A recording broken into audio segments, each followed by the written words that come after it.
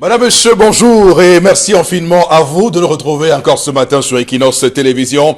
Nous sommes le vendredi 3 janvier 2020, un vrai plaisir pour nous puisque le Cameroun continue à subir quelques effets de la politique. On va dire que on va se demander ce matin ce à quoi joue Maître Christian Timban Mbomo qui a fait hier ou très tôt ce matin une publication assez tendancieuse où il parle des partis politiques au Cameroun et il dit que le Cameroun ne compte que deux partis politiques, le RDPC et le MRC. On se pose la question, Maître Christian Timban Mbomo, à quoi vous jouez? Que voulez-vous montrer au Cameroun? Puisque évidemment, dans cette publication, il dit que le seul parti d'opposition au Cameroun, c'est le MRC. Et nous avons l'obligation ce matin de signaler qu'on ne peut pas faire abstraction, des luttes du SDF, des partis comme le CPP, du PCRN, tous des partis politiques qui se battent au quotidien pour que le Cameroun, par leur voix, puisse atteindre, comme vous le voyez, la pleine démocratie. Parce que la pensée unique, on ne peut pas l'imposer à tous les Camerounais. Les Camerounais ne sont pas prisonniers de la pensée unique. Il y a bien un combat, un seul, et il y a différentes voies pour atteindre ce combat. Et on se pose la question, on la pose donc à Maître Christian Timban Mbomo pour savoir ce à quoi il joue, qu'est-ce qu'il recherche. Ce qui est certain, c'est qu'on sait qu'il est avocat au barreau du Cameroun et qu'il a soutenu le candidat Cabral Libi à la présidentielle de 2018. Et on se pose la question aussi de savoir qu'est-ce qui s'est passé entre-temps pour qu'il ait des positions aussi à l'opposé de ce que pense son leader. Madame, monsieur, restez avec nous puisque entre 10h et 12h, cette émission va s'atteler à vous proposer des sujets et d'autres. On pense aussi à ce général numéro 2 iranien. Il s'appelle Qassem Soleimani. Il a été tué ce matin sur ordre de l'Amérique. Est-ce que on ouvre là la voie à une prochaine guerre mondiale, à un conflit entre l'Iran et les États-Unis? En tout cas, c'est extrêmement grave puisque lui, il est l'un des gardiens de la révolution en Iran et qu'on puisse le tuer comme ça pose de réels soucis. On s'interroge sur comment le monde fonctionne, s'il n'y a pas mieux en termes de déclaration de guerre que de faire ça, tuer le numéro 2 d'un pays comme l'Iran. Madame, monsieur, sur le plateau, tout le monde est là. Monsieur Bachou Chalamel, bonjour et bienvenue. Bonjour, monsieur Eric Fopoussi-Negou. Bonjour à tous les téléspectateurs. Un bonjour tout à fait particulier au professeur Emmanuel Pondy. Je suis quelque peu peiné lorsque je vous ai entendu développer sur la question des indépendances qui ont touché tous les villages en disant ce n'est pas seulement les Bamileke et les Bassa qui ont connu, c'est tous les villages qui ont pris les armes. J'ai été peiné de l'entendre au moment où on célébrait le 1er janvier 2020, on commémorait cette date. J'aurais pensé que votre combat devait être plutôt porté vers l'instauration du 1er janvier comme date de célébration et non comme celle du 20 mai, mais plutôt vous nous avez amené sur un autre sujet. Un intellectuel reste droit dans ses bottes, il n'essaye pas de dévier. Et malheureusement, c'est ce dont on a l'impression. Je marquerai un temps d'arrêt, Charles Hamel, à dessein, suite à ce que vous venez de dire. Oui, monsieur tout simplement pour préciser qu'il y a un combat, un autre combat. Le combat que nous devons mener, nous les Camerounais, c'est d'atteindre cette indépendance-là, justement. Parce que est-ce que sommes-nous indépendants? Lorsqu'on parcourt les textes avec Max Bardet, on se rend compte que 300-400 000 Bamileke ont été tués pendant toute cette période. On a soulevé la question dans la Sanaga maritime, le nombre de morts qu'on comptait à l'appel, mais qu'on se lève aujourd'hui pour dire que c'est dans tout le pays, on a perdu d'égale valeur. J'ai bien peur qu'on se trompe de cible, j'ai bien peur qu'on se trompe de sujet. Voilà, mais laissez-moi à votre suite dire que nous sommes encore dans la recherche de notre indépendance et que finalement ce 1er janvier 1960, date d'accession du Cameroun oriental à l'indépendance, ne va finalement rester qu'une date anecdotique pour ce pays, Charles Hamel. Donc, en attendant véritablement qu'une assemblée constituante se regroupe, tel que le prescrit le décret d'avril 1957, l'assemblée constituante s'organise pour pouvoir tabler sur la forme de l'État, M. Eric Fopoussi. En tout cas, pour que le Cameroun soit indépendant, il nous faut une bonne défense. Malheureusement, le Cameroun, pour l'instant, est encore trop dépendant de l'extérieur. Il faut qu'on réussisse à mettre en place un arsenal de défense très fort, qu'on puisse faire des munitions au Cameroun, qu'on puisse fabriquer des armes au Cameroun. Sinon, on va être toujours des pays dépendants de... Il y a des présidents, on ne les cite pas encore.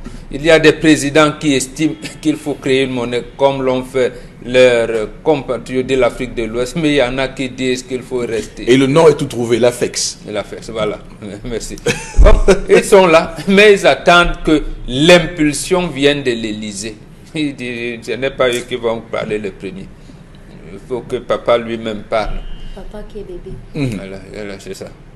D'accord. Les fils qui l'appellent papa. Tu sais, vous savez, au Cameroun, quand quelqu'un est grand, tu l'appelles papa ou maman. Même s'il est ton petit-fils. Très bien. C'est un débat qui va avoir lieu en Afrique centrale, quoi qu'il arrive. Donc, on ne pourra pas échapper à ce débat. Là, Bombok Bengan Kandji. On va rappeler que cette émission ce matin, madame, monsieur, se fera le relais d'informations et d'autres. Donc, restez avec nous. Tout de suite, l'histoire du jour avec Dominique Audrey Oyengelek, qui est avec moi sur ce plateau, permettez-moi de dire ça.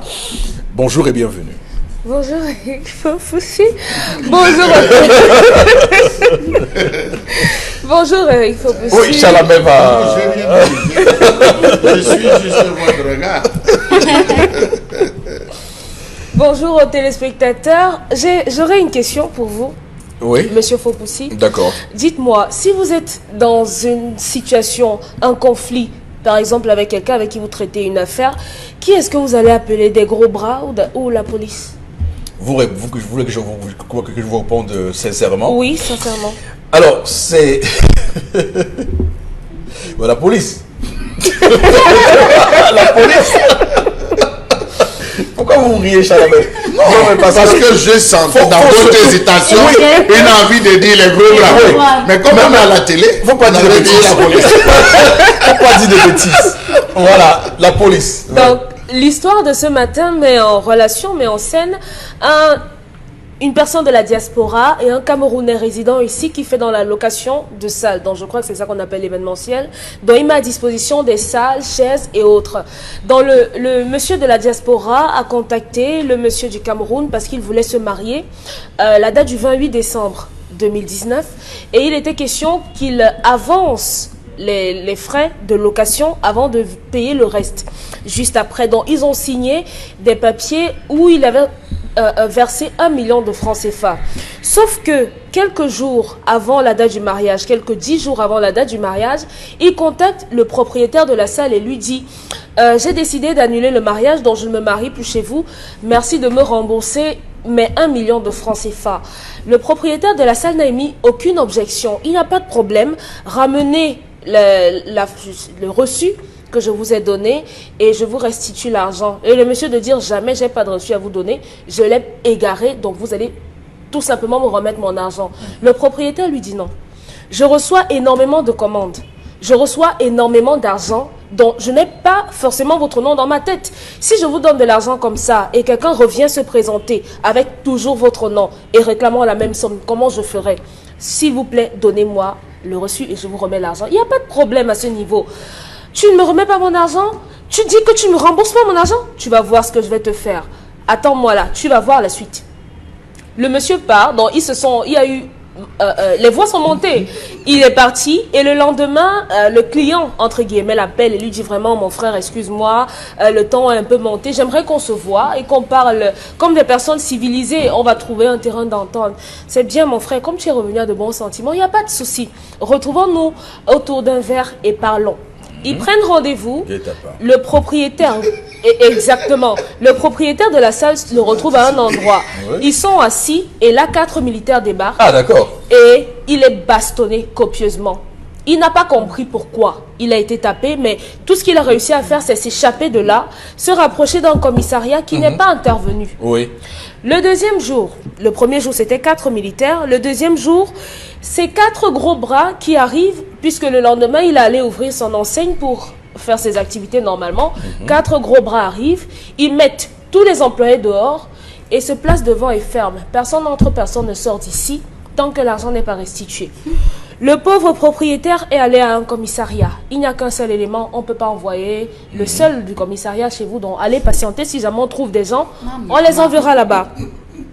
La gendarmerie, il n'y avait personne. Il est allé au niveau de la CEMIL, encore personne. Donc il a fait le tour. Quand il revient maintenant à son lieu de travail, il trouve des voitures garées avec maintenant toutes les personnes. Donc on a pu les envoyer après un moment. Sauf que les forces de l'ordre sont là. Les gros bras sont là, les forces de l'ordre ne font rien. Il n'y a pas moyen pour qu'ils puissent accéder à son bureau. Ils ne savent donc pas à quel sens se vouer. Comment est-ce qu'il fait? Ils sont allés très loin. Le gars de la diaspora lui a dit, mon cher ami, j'ai le bras très long. Très très long. Et je te dis que tu vas me rembourser mon argent, je ne te donnerai aucun reçu. Je vais voir où est-ce que tu vas aller te prendre. Et rassure-toi, tu vas me trouver devant. Comment faire donc dans cette situation? Est-ce qu'être gros bras, c'est un métier? Moi, je ne sais pas. Est-ce que les gros bras ont plus de pouvoir que les forces de l'ordre au Cameroun? Je ne sais pas. Et y a-t-il pas une crise de confiance aujourd'hui entre les populations et les forces de l'ordre censées nous protéger? Sincèrement, sincèrement, quand on regarde comment cette histoire se peaufine, ça me fait penser au Cameroun.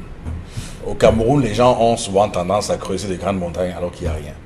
Je veux dire qu'à un moment donné, quand même, je ne sais pas pourquoi ce monsieur refuse de montrer la facture pour qu'on rembourse son argent. Les gens souvent sont compliqués, on ne comprend pas. Vous êtes dans un restaurant, vous voulez manger un plat, la serveuse arrive là pour vous servir. Vous commencez à l'insulter sur des... Les Camerounais sont comme ça. Il y a toujours des choses qui créent des frictions. Donc le monsieur en question aussi, je trouve que rien... Est-ce qu'il a expliqué que la facture, que le reçu avait été égaré quelque part ou autre chose? Non. Ça veut dire que le gars a le reçu, mais par mauvaise foi, il veut lui montrer que tu ne me commandes pas. Et il faut noter qu'il y avait des mariages qui étaient programmés, qui ont été annulés, oui. Et que lui s'est marié ailleurs. Voilà, donc c'est quand même terrible. Et ça me rappelle cette arrogance que les gens ont. Pas plus tard qu'hier, quand je traversais la route d'Equinox tout à l'heure là, pas plus tard qu'hier, un monsieur gare sa voiture devant une boutique. C'est pas un parking, ce n'est rien du tout. Le vigile, je sais pas, il vient se dire, mais monsieur, vraiment, vous égarez, c'est pas bien. Et puis, c'est en plein chaussée, tout ça. Et il dit, non, j'arrive. C'est le colonel. Il dit que, mais, il dit, c'est le colonel, mais what? Colonel, et puis quoi? Il dit qu'à un moment donné, il doit respecter. Donc, il y a des gens comme ça qui croient qu'ils peuvent juste mater les Camerounais. Alors, bon, Bengan, justement, sur cette histoire, quel est votre commentaire? Quelle est votre lecture? Lors de la rentrée de la magistrature, j'avais interpellé le premier président de la Cour suprême lorsqu'il disait notamment que les ouvriers, même si vous avez des arriérés, vous ne pouvez pas faire grève, vous ne devez pas énumérer un certain nombre de choses qui réglementent le syndicat. L'année dernière, en fait, en 2018, il avait fait la même chose en condamnant ce que lui appelle la justice privée, ce que nous appelons la justice populaire. Les deux choses pour dire quoi? Pour dire que ce que vous appelez état de droit n'existe plus.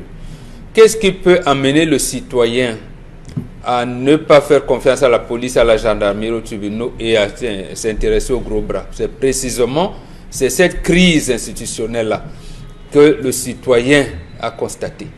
Il n'y a pas de, comment je vais dire ça, de jonction entre l'État et la nation. Les réconciliations entre l'État et la nation. Donc, le citoyen ne se reconnaît pas aux institutions qu'il est dominé. Ça aberre donc ces écarts de langage, de conduite, tout ce que vous avez énuméré là tout à l'heure. Donc, tu sais qui je suis. Bon, ils l'ont bien de là-bas. Je sais qui je suis. J'ai les parapluies, les godasses. Donc, c'est ça un peu. Un simple problème, comme vous avez dit. Donc, gars, s'il te plaît, la facture que tu m'avais remise là, je l'ai égarée dans mes multiples trucs, s'il te plaît, mais je ne peux plus célébrer mon mariage là-bas au regard comment tu veux dire. Là, voilà. on prépare, je dis même, tu peux même proposer qu'on prépare un papier là de reconnaissance des remboursements ou un truc. Calmement, vous partez. Et puis, il n'y a pas de problème. Il n'y a pas de problème. On ne sait pas là, ça voilà, tout le monde signe, on légalise et tout. Voilà, voilà. Mais justement, c'est pour ça que nous disons que cet état de droit-là n'existe plus. Ça, c'est des mots. C'est des mots.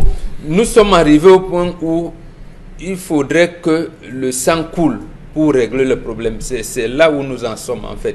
Vous voyez que le langage est violent. Vous entrez dans un bureau, vous dites bonjour monsieur, vous dites c'est ça qu'on mange. C'est ça, où on est assis, quelqu'un même, il ne vous regarde même pas. Donc en réalité, moi, c'est un de ces problèmes-là que je relève. Celui qui a le gros bas, il veut vous le faire savoir, et parce que l'État n'existe plus. L'État est à terre.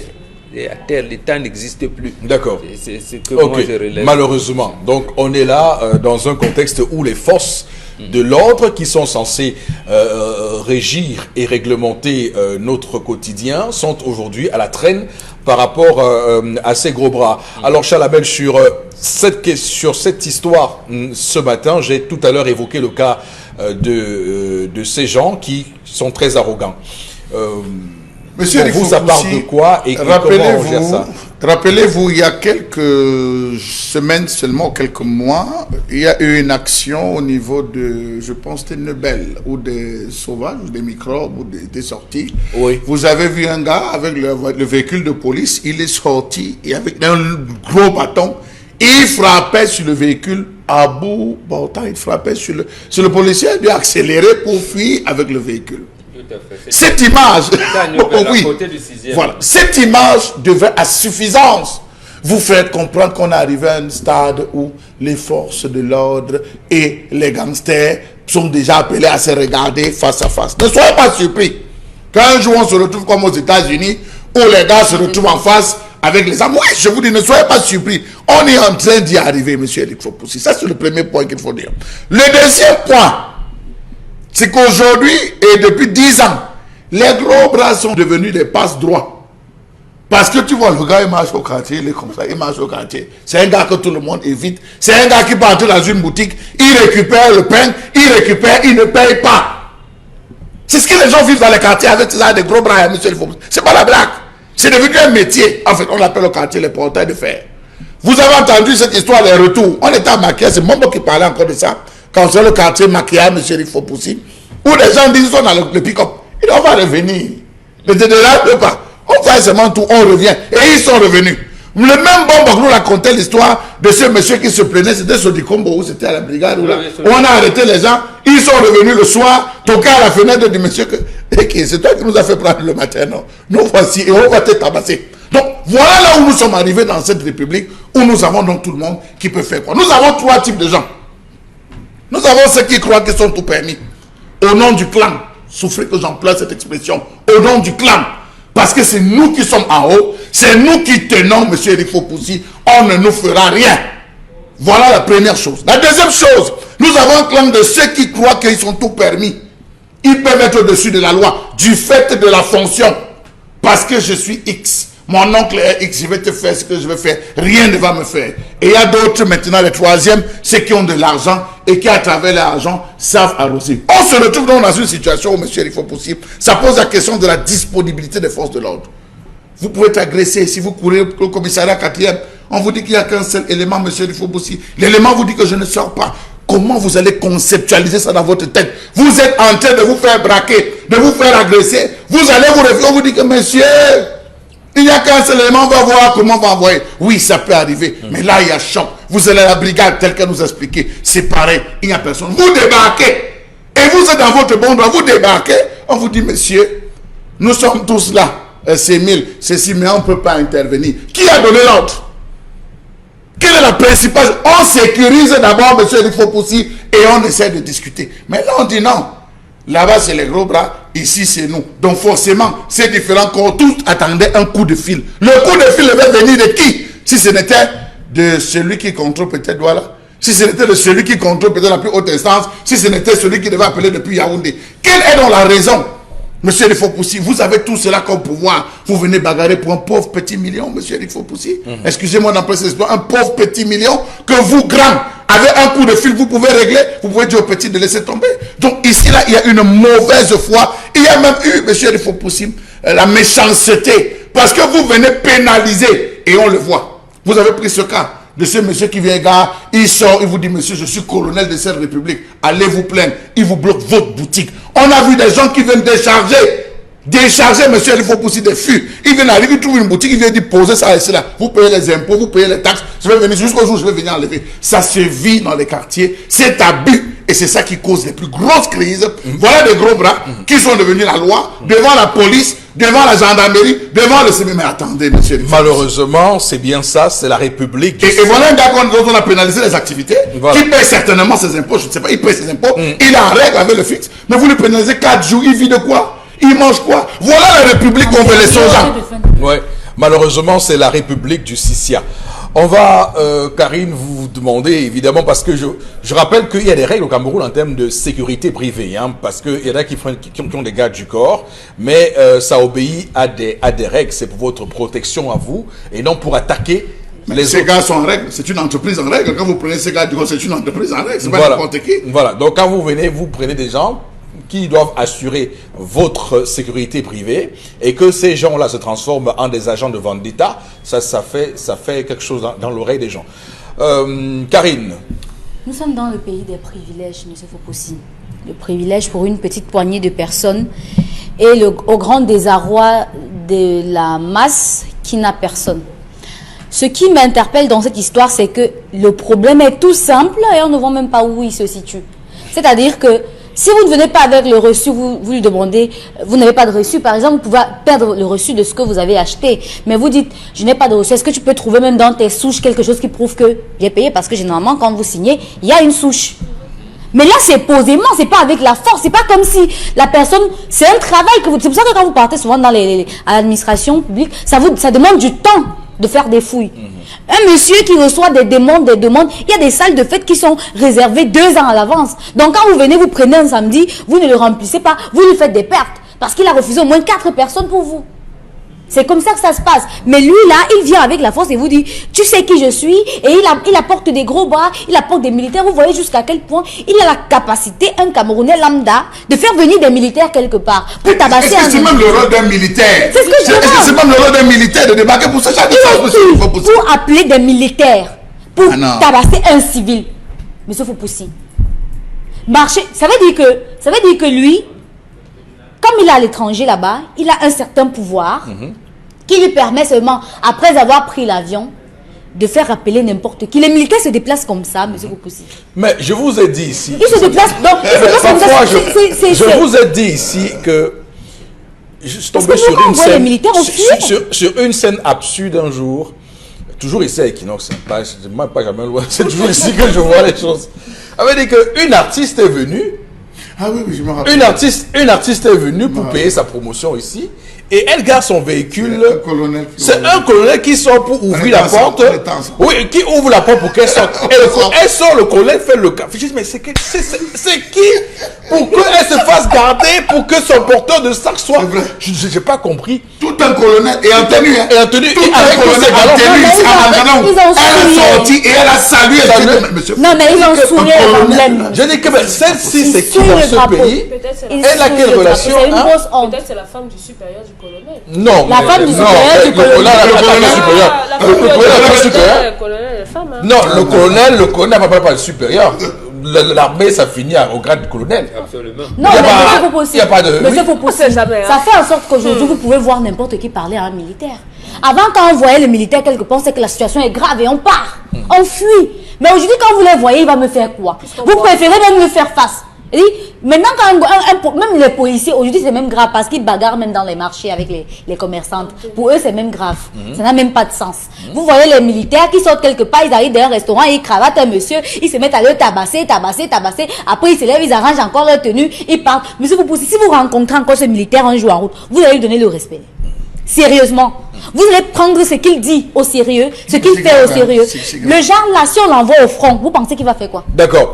Alors, on va terminer avec vous, Dominique Audrey, sur l'histoire de ce matin.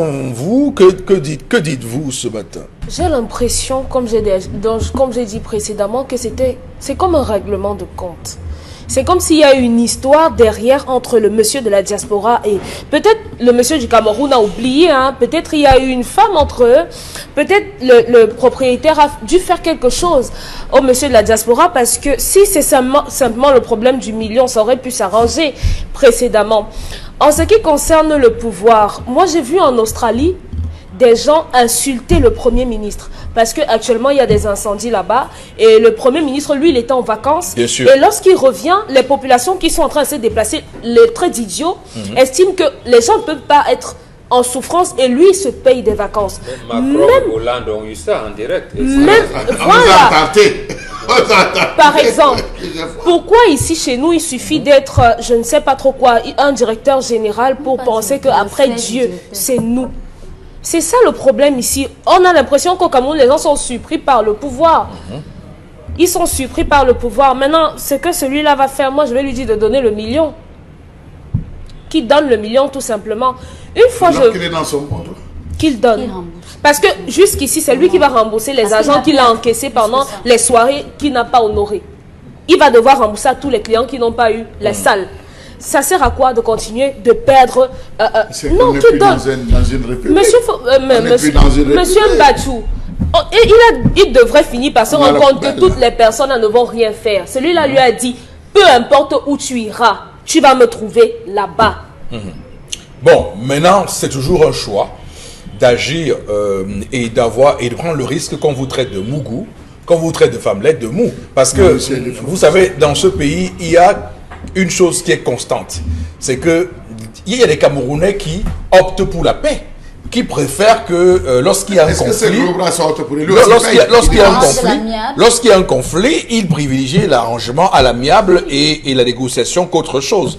Parce que maintenant, ce qui va se passer maintenant, c'est que soit il essaie de réfléchir sur les conséquences de son jusqu'au boutisme actuel, où il se dit, bon, moi je simplifie ça, je passe dessus, lui remets c'est 1 million et je continue mon business sans problème.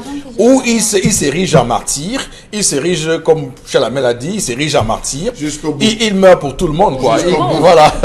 Jusqu'au bout, monsieur. Voilà. Non, c'est juste un million. Jusqu'au bout. Non, c'est vous qui simplifiez. Non, lui-même, il a perdu jusqu'au bout. Il continue. Il aura fait quoi, il y aura dans un tribunal et dans un parquet un juge qui va vous croire et qui va frapper du. Il y aura un. C'est pas tout le monde qui est corrompu dans ce pays. C'est pas tout le monde. Il faut arrêter les histoires, vous allez tout vous plier. C'est pas tout le monde qui est corrompu, monsieur. Il faut arrêter ça.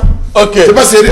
Hyper. Voilà, merci beaucoup, monsieur Bachou Chalamel, merci. Lui-même, il perd son temps. Et il est parti de pour venir sinon. Il perd son temps. Les gars qui sont dehors, c'est lui qui paye. Il va payer ces gars, il va continuer à payer ces gars. Les personnes qui donnent l'autorisation aux militaires d'aller sur le terrain là, lui donnent certainement de l'argent. Donc, ça ne sort pas de ses poches. D'accord, merci, merci beaucoup. On va s'arrêter là pour l'histoire de ce matin, madame, messieurs. Vous avez bien compris que le Cameroun a de nombreux défis, dont celui de l'état de droit. Il faudra dans ce pays un jour qu'on installe là, véritablement l'état de droit pour que les citoyens camerounais puissent être devant la loi égaux devant la loi. Madame, monsieur, voici tout de suite la collègue de Charles Hamel pour continuer cette émission ce matin.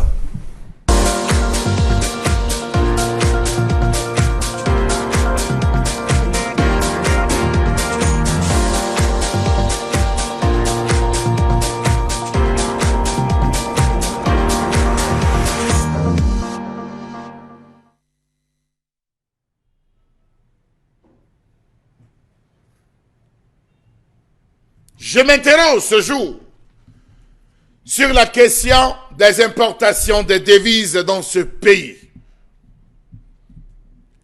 Les pays de la CEMAC connaissent une crise constante des devises qui de temps en temps oblige la Banque centrale à tirer la sonnette d'alarme sur le rôle suspect des institutions bancaires.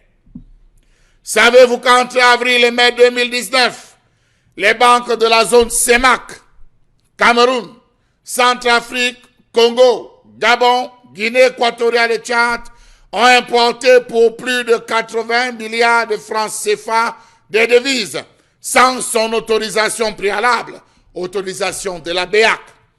80 milliards de devises, l'équivalent de 92,3 milliards de francs CFA, ont été importés illégalement par les banques de la région. La BEAC a découvert une ouverture frauduleuse de 2188 comptes en devises au profit des résidents de l'espace communautaire, État, personnes physiques, personnes morales, entre 2000 et février 2019, violant la réglementation en vigueur. Comment comprendre que le Cameroun va de crise en crise, avec en dernière date la crise des devises? Ne parlons pas des pièces. On a crié pour cette affaire des pièces. Les Chinois nous ont dit, allez dire. Ils ont fait une vidéo où ils ont ouvert des fûts avec les 100 francs qui tombaient. On s'est plaint, qu'est-ce qui a été fait? Dans tous les cas, on est au Wonderfulkistan. Comment comprendre toutes ces importations illégales des euros et dollars? L'ouverture frauduleuse des comptes en devises, le fonctionnement découvert chez les correspondants. Comment comprendre que les entreprises minières, pétrolières restent sur le banc des accusés au motif qu'elles ne rapatrient pas les recettes d'exportation malgré les rigoureux mécanismes mis en place? C'est désormais connu que le Cameroun a permis l'ouverture de 244 comptes en devises, d'un montant record de 53,6 milliards de francs CFA. Le Congo, 202 comptes avec 27,23 milliards de francs CFA. Le Gabon, 239 comptes avec 9,9 milliards de francs CFA. Le Tchad, 1413 comptes d'un montant de 880 millions de francs CFA. La Guinée équatoriale, 59 comptes. La Centrafrique, 31 comptes. Ils sont nombreux, ils s'amusent et tout va bien. Savez-vous que beaucoup d'opérations de transfert sortant sont en réalité des sorties spéculatives de capitaux? C'est-à-dire des situations où des gens viennent déclarer vouloir importer des choses que l'on autorise, mais qu'on ne retrouve pas dans les données du commerce international dont on se trouve. Donc, se sont déroulés en violation de la réglementation de change avec la complicité des banques qui ont pourtant la responsabilité de veiller à la conformité de ces opérations au risque d'amende. Combien de fois on a vu des gens sortir à 4 heures, aller s'aligner pour envoyer de l'argent aux enfants de l'autre côté en Europe pour les études. À 10 heures, on dit c'est impossible, on ne peut plus rien faire. On a vu des gens couler des larmes, on a vu des gens aller camper à l'aéroport pour caler l'argent, voir quelqu'un qui part en lui disant « Pardon, toi, mon fils t'attend à l'aéroport, tu lui remets cet argent. » Il y a impossibilité de pouvoir envoyer. Savez-vous qu'avec une crise de devises, les entreprises sont exposées à la perte de protection de leurs actifs en lien avec le non-paiement effectif des primes dues aux compagnies de réassurance internationales. Le risque pays se dégrade, étant à détourner les assureurs crédits des différentes entreprises. Savez-vous qu'il se traduit au niveau des entreprises par un ralentissement considérable des opérations d'importation d'intrants, produits et équipements de production, ainsi que de maintenance de l'outil de production? On parle depuis 20 ans de cette question d'importation des devises. On fait semblant de crier, on fait semblant de frapper, mais le business se porte bien, puisqu'il rend beaucoup d'autres milliardaires. Voilà, l'importation des devises. D'abord, Salamel, quand vous nous amenez des sujets comme ça, vous doutez que nous allons évidemment vraiment boire du petit lait, parce que ça montre clairement dans quel état le Cameroun se retrouve sur le plan financier. D'ailleurs, il faut clairement le dire. L'hypothèse que vous nous sortez sur les importations fictives sont assez parlantes, parce que vous imaginez, et beaucoup de Camerounais se plaignent de ce que la balance commerciale camerounaise soit toujours déficitaire. Ouais. Il faut enquêter pour voir. On nous parle de milliards et de milliards en importation de riz, mais allez-y voir si effectivement les quantités de riz qu'on prête aux Camerounais d'avoir consommé venant de l'extérieur sont effectivement ce qui est entré. Donc c'est une grande question. Et tout récemment ici, nous faisions le relais d'un gros scandale concernant l'ancien ministre de l'énergie, le ministre Basile Atanakuna. Je n'ai rien contre lui, mais je voulais quand même prendre son exemple pour qu'on comprenne bien à quel niveau on se situe. Parce que quand vous voyez comment le tribunal criminel spécial a saisi ses comptes à Yaoundé. Vous vous rendez compte qu'il avait des comptes où il n'avait que de l'argent en numéraire, de l'argent en billets d'euros, de dollars. Il est allé jusqu'à avoir des billets des pays comme le Singapour, des pays comme... il y a un autre pays, un pays très rare, où il a réussi à avoir l'argent de ce pays-là en monnaie. Donc, c'est quand même terrible que les gens puissent ouvrir des comptes au Cameroun et parquer l'argent. Quand vous dites 53 milliards, je me pose, est-ce que c'est vraiment ça? Si on voit comment les grosses légumes là font pour dissimuler parfois des comptes auprès des banques. Donc, il faut qu'on s'apaisantisse sur cette question. Il faut qu'on adresse la question parce que c'est extrêmement grave ce qui se passe. On est en train de parler de crise de devises. On est en train de se plaindre que le Cameroun n'a pas suffisamment de devises alors qu'il y en a qui continuent à faire leur beurre en stockant l'argent et en spéculant parce qu'il y a beaucoup qui attendent que on fasse une dévaluation pour commencer à spéculer. Et ces gens-là attendent. Et ça s'est passé en 96, quand on a dévalué. Les gens sont devenus milliardaires. Voilà le fameux. Les gens sont devenus milliardaires bon, je vais dire à cause ou grâce, parce qu'après, ça devient pour nous un problème et pour un bonheur. Donc, bon, Bengad, sur cette question, quelle est votre lecture? Non, je pense qu'il y a deux variantes qu'il faut faire observer. Oui. Lamel a développé une. Nous sommes dans le règne de l'informel. Tout le monde se débrouille au Cameroun, même les opérateurs économiques. Même l'État se débrouille. De l'un de l'informel. Au moins 80%, je pense que ce sont les chiffres du GICAM, dit que l'économie camerounaise est fondée sur l'informel à hauteur de 80%. Deuxième chose, vous l'avez dit, nous n'exportons pas suffisamment de produits. Et lorsque vous n'exportez pas suffisamment de produits, vous n'attirez donc pas les devises, donc la monnaie étrangère vers vous. Le produit qui pourrait nous faire profiter des devises, c'est le pétrole, qui ne contribue pas grand-chose dans le produit naturel brut, mais qui nous permet d'avoir, parce que l'argent est stocké au trésor français, un nombre de devises. Quand on regarde donc ce que vous appelez balance commerciale, quand on regarde donc la quantité de richesses qu'il y a chez nous, les banques ou les États sont donc réfractaires au transfert normal de l'argent, de ces devises-là qu'on doit mettre à la disposition du Cameroun pour une circulation, oui, pour des transactions. On vous dit, mais vous n'envoyez rien chez nous. Donc, en fait, on peut vous donner là 1 million en TCC, en yen et tout. Bon, c'est ça qui explique le manque de devises. Mais tout simplement, pourquoi on en est arrivé là? Deux choses également de mon point de vue. La première chose, c'est un manque, je veux dire, on s'est endetté pour faire la mégalomanie. Vous ne pouvez pas vous endetter pour construire des routes. D'abord, ces routes n'existent pas pour créer des maisons. Endettez-vous pour créer des entreprises. Lorsqu'on s'endette pour créer des entreprises, il y a les échanges. On crée le marché existe. Et ces produits-là peuvent être exportés et tout, il y a les échanges. Mais nous, on ne s'endette pas pour cela. On s'endette, on détourne une partie, l'autre partie, les ports, les routes, les autoroutes, les trucs qu'on a, les stades de football qu'on veut, ça ne demande pas, l'argent est complètement perdu. L'autre vecteur, c'est la restructuration du secteur bancaire. Nous l'avons raté en 90. Nous l'avons raté. Nous n'avons que les banques commerciales. C'est-à-dire que lorsque on vous demande de faire des crédits scolaires, on vous donne 100 000, on coupe 20 000, on vous donne 80 000, mais vous allez payer vos 20 000. Et lorsque vous voulez vous engager dans l'exploitation forestière, on ne vous donne pas l'argent. Ou même dans l'exploitation forestière, on ne vous donne pas l'argent. On peut vous donner l'argent pour équiper votre maison. On vous dit virement, comment vous appelez ça, irrévocable. Donc, est-ce que votre salaire est régulier? Vont donner si acheter le réfrigérateur, acheter. Voilà les banques que nous avons. Oui. Et on peut peut-être vous faire un prêt parce que vous avez un petit truc là, un petit commerce qui peut tourner en 2 ou 3 ans. Et vous remboursez pas. Parce que celui qui met son argent, et vous avez bien fait de les rappeler, et la BEAC d'ailleurs l'a dit, depuis 1997, les particuliers ont plus d'argent que les entreprises. Donc, j'ai même mon million là.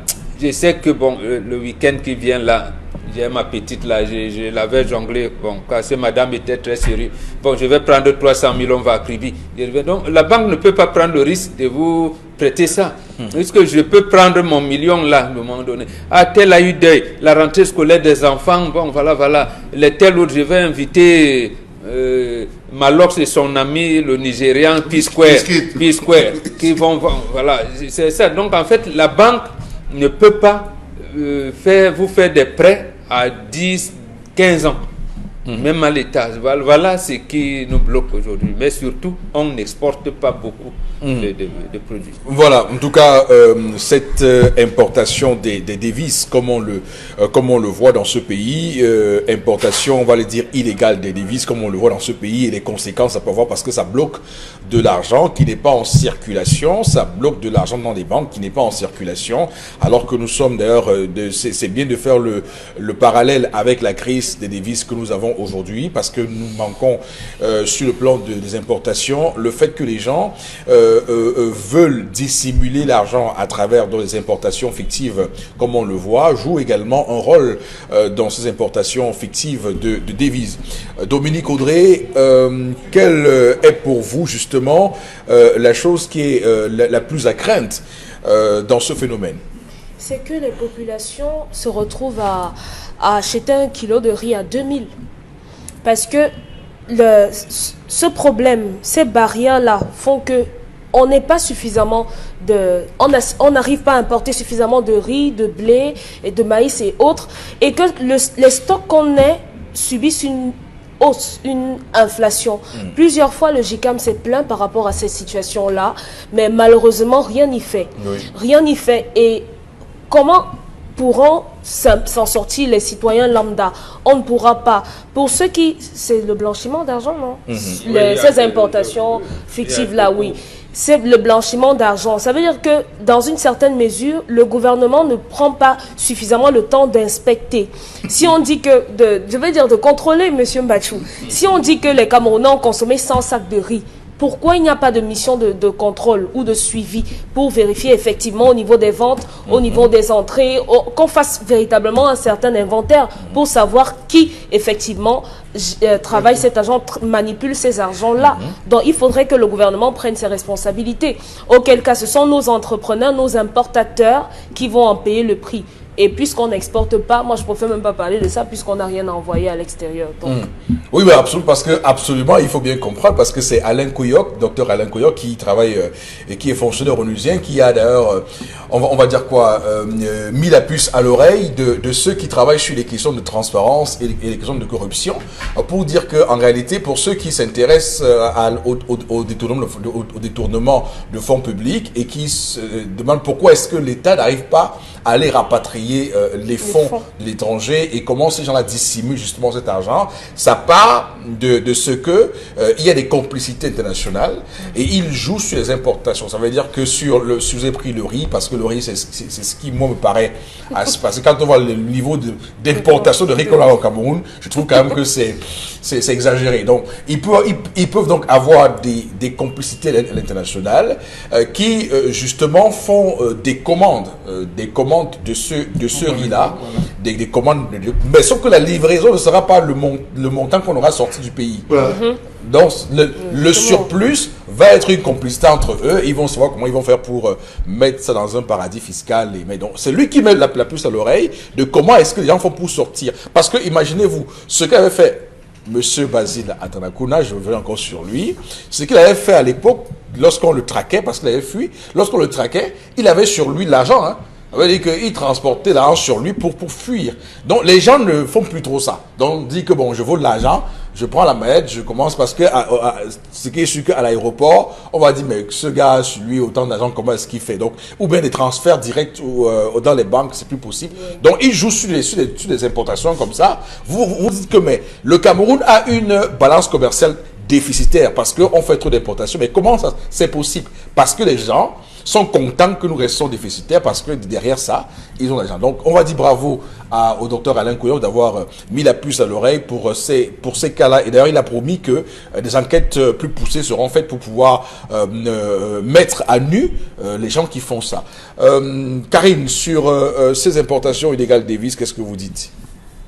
Ce qui peut expliquer le fait qu'il y ait un problème, cette crise de devises, pour moi déjà c'est la réglementation des opérations de change lancée par la BEAC, parce qu'on voit que depuis 2015 les pays de l'Afrique centrale ont du mal à financer le trésor français. Ils ont du mal à envoyer des devises et ils importent plus. Et dans cette importation-là, on se rend compte que ça rend les caisses vides et il faut bien visser à un certain moment, raison pour laquelle vous voyez qu'il faut stabiliser les dépenses des devises et on arrive à ce qu'il y ait une pénurie parce que à la fois ces devises-là servent au Cameroun, à la Centrafrique, au Tchad, ainsi de suite. C'est beaucoup de pays qui se servent dans la BEAC.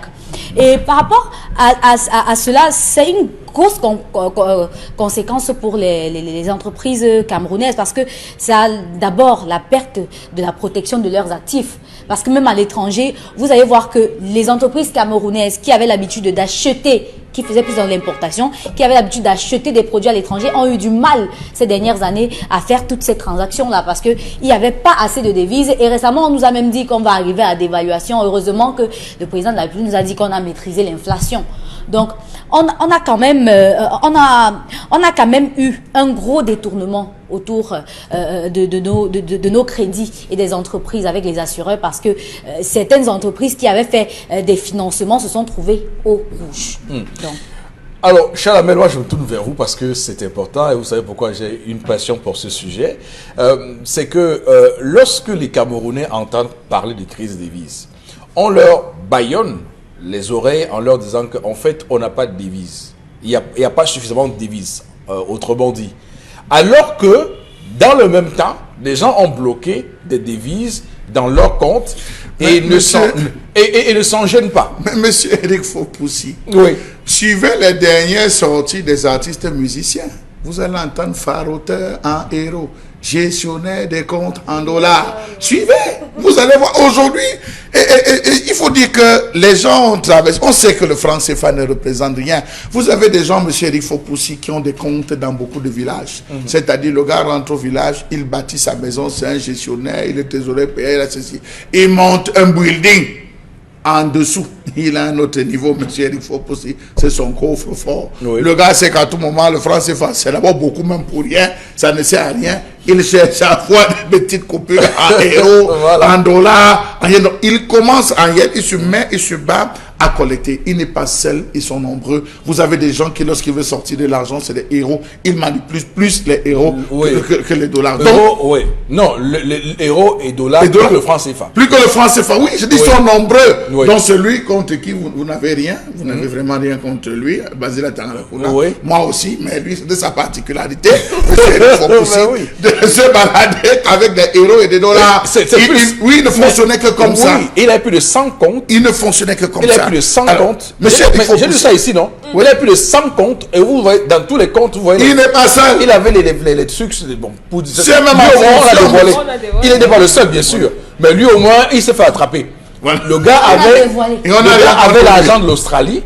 Le gars avait l'argent de la Papouasie-Nouvelle-Guinée. Un tout petit pays. Voilà, un tout petit pays. Voilà. Oui, donc, monsieur Eric Fopoussi, il y a les banques.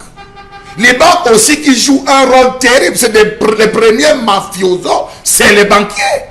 Parce que comment un banquier va vous permettre d'ouverture d'un compte en devise, monsieur Eric Fopoussi? Oui. Comment vous voyez des banques? La BEAC, c'est sur les premiers que la BEAC a tiré. Vous n'avez pas le droit d'ouvrir les comptes normaux. Non. Vous avez des gens qui ouvrent des comptes avec devises, en dollars. Il vient déposer des euros des euros et des dollars, il choco les différents responsables. Donc c'est une grosse chaîne qui fonctionne et elle fonctionne à merveille, monsieur Eric Fopoussi. Donc ne nous plaignons pas aujourd'hui qu'il y a des risques de devises, ce sont eux. Ils sont nombreux là dans ce gouvernement. Ils sont nombreux les opérateurs économiques qui gèrent et qui appliquent ce système. C'est une mafia. qui respecte et dont la Grèce, monsieur Lifopoussi, se met à tous les niveaux, partant de celui qui possède de l'argent, partant de celui qui ouvre le compte, partant de celui qui occupe, qui gère la transaction, le transit, les marchandises, partant de celui qui est aussi au niveau de l'international, qui doit percevoir. Conséquence, comme l'a dit Dominique Audrey, vous vous retrouvez, on dit qu'on a importé 1100 tonnes de riz au Cameroun. Le riz continue à être 3000 francs. La boîte continue à être 400 francs sur le marché. Vous vous demandez, mais c'est arrivé comment? Quand vous dites qu'on a réussi à faire tel produit, vous avez les entreprises minières qui, elles, ne rabattent pas les recettes d'exportation. On a tout fait. Les mécanismes ont été vissés. Elles réussissent toujours à glisser. Elles sont des fluides, M. Rifopoussi. C'est des secteurs où l'argent circule à merveille. Et n'oubliez pas aussi qu'on avait à un moment donné une rumeur circulaire comme quoi il devait avoir dévaluation où un euro devait... un franc, c'est un euro allait être 1400. Oui. Alors les gars qui décident de stocker comme vous l'avez dit, en se préparant, ils sont nombreux, même les petits commerçants se sont battus à stocker en se disant que ok, dès qu'il y a des évaluations, on ressort et on passe. Donc voilà ces différents jeux qui se passent. C'est une machine bien huilée et ça arrange tout le monde parce que c'est pas aujourd'hui que la BEAC se plaint de ce problème, ça arrange tout le monde. Tous les 5-10 ans, la BEAC ressort toujours avec ces mêmes types de problèmes, mais donc conclusion, le Cameroun, malgré le fait que nous exportions pas suffisamment, le Cameroun ne devrait pas avoir les crises de devises d'une telle ampleur, comme on le voit aujourd'hui, parce que quand on parle des crises des devises, chaque fois, nous sommes toujours en train de taper sur le fait qu'il faut que nous exportions toujours pour gagner en devises. Mais sauf que il faut bien voir que en plus de ça, même si nous voulons que le Cameroun puisse exporter et grossir ses devises, il y a que le peu que nous faisons, il y en a qui mettent la main dessus et qui réussissent à dissimuler par des stratagèmes que vous avez développés. Aussi par le fait que nous n'avons pas de monnaie. Le franc CFA n'est pas une monnaie, M. Rifopoussi. Si ça avait été une monnaie, n'est-ce pas, d'égale valeur, une monnaie considérable, on n'allait pas se retrouver à souffrir avec cette affaire d'importation des devises, M. Rifopoussi. En tout cas, il faut toujours se protéger. En tout cas, ce qui est certain, c'est que on va attendre de voir si la BEAC joue aussi franc jeu, parce que la BEAC, après, il faut bien que elle ait sa responsabilité dans cette affaire, parce qu'après, la BEAC a le pouvoir, et même la COBAC a le pouvoir de faire cesser ça. Faut pas qu'à même temps la BEAC nous joue le jeu d'un poker menteur. Non, il y a la possibilité de dévoiler qui sont ceux qui bloquent les devises dans les banques, qui sont ceux qui ont au moins des preuves où il y a eu une transaction financière qui a été établie et qu'on peut aller chercher où ça se trouve. Parce que après, il y a toujours dans ce pays des gens qui croient qu'ils sont au-dessus de la loi et qui peuvent, en boîte de nuit le samedi, vous sortir des dollars comme si eux ils étaient, comme si c'était aux États-Unis. Non, mais arrêtez, alors que le pays a de la peine à faire des transactions à l'international. On va s'arrêter là pour cette première partie de l'émission en espérant n'avoir pas on va dire quoi, égratigner beaucoup de ceux qui nous regardent ce matin et qui sont dans ce registre-là de fraude aux devises, parce qu'ils sont très nombreux au Cameroun. C'est même les personnes les plus soupçonnées, je peux vous garantir, qui mènent ce type d'activité. On espère qu'on n'a pas qu'on ne les a pas trop égratignés ce matin. Restez avec nous, madame, monsieur. On marque une courte pause et ensuite, c'est la deuxième partie de cette émission.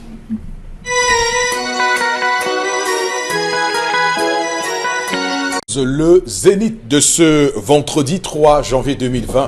Merci à vous de nous rejoindre pour cette deuxième partie de l'émission. On va lire quelques messages envoyés par vos soins. Karine, c'est à vous.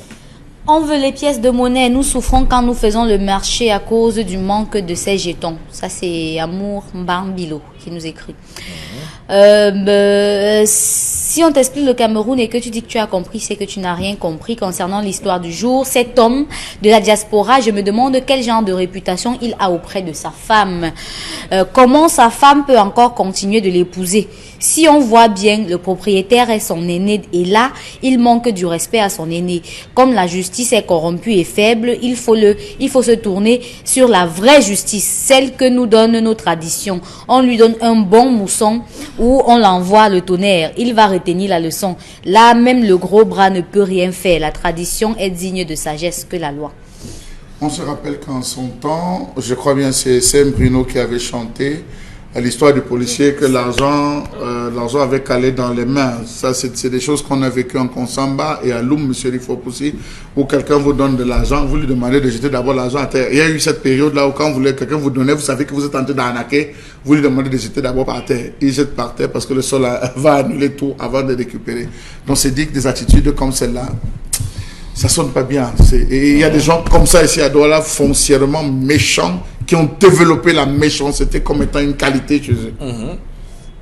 Par rapport à l'histoire du jour, je conseille au propriétaire de la salle d'accepter perdre davantage en remboursant ce monsieur corrupteur son argent, même s'il refuse de lui remettre le billet.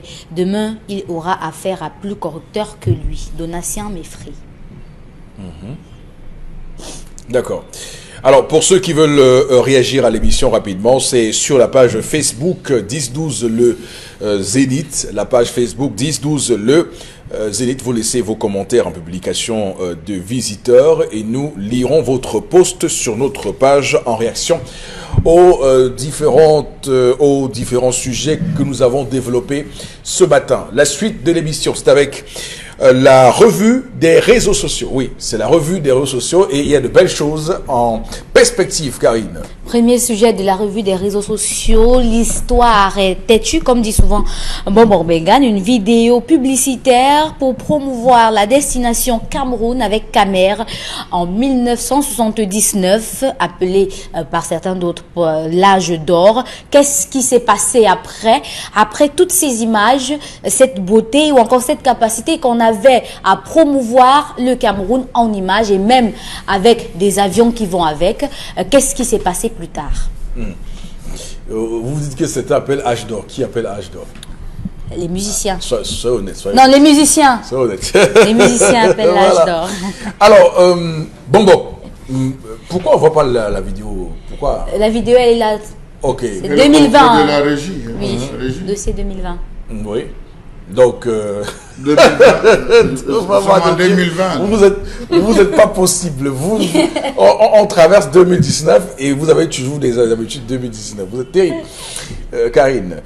Alors, ce qui se passe avec cette vidéo qui est longuement partagée sur les réseaux sociaux, c'est que ça nous montre une période au Cameroun où on avait un pays à peu près normal. Oui, Karine parle de 79, Oui. 1979. Il faut observer que en 1975, l'Union nationale camerounaise tient son congrès ici à Douala. C'est en février, 3e d'ailleurs. Et 4 mois après, le président Paul Biya est nommé Premier ministre en charge de l'économie. Bon, c'est vrai, nous autres on dit qu'on aurait dû nommer un anglophone, mais bon, il a été nommé. Qu'est-ce qui se passe donc à cette période? Il se passe que la Camship, le port, un certain nombre, la Camer, beaucoup d'entreprises sont nées en 71, 71, 72 et tout. Donc, le Cameroun est là dans l'âge d'or. Et nous sommes au moment où, avec le plan quinquennaux, on projette, c'est ce que Charles Lamel retrace là, on essaye, on évalue, je veux dire, on fait un programme sur 5 ans. Et au bout, on évalue qu'est-ce qui a marché, qu'est-ce qui n'a pas marché. Et cette période-là, 79, il y a quand même une crise de pétrole en 73. Les revenus du pétrole ont été multipliés par 10. Mais restons sur... On aura l'occasion de revenir sur l'aspect des gringolades du Cameroun. Mais quand on regarde la Camer de ce temps-là, on va voir destination. La Camer va à Genève, elle va à Paris, elle a des vols long courriers.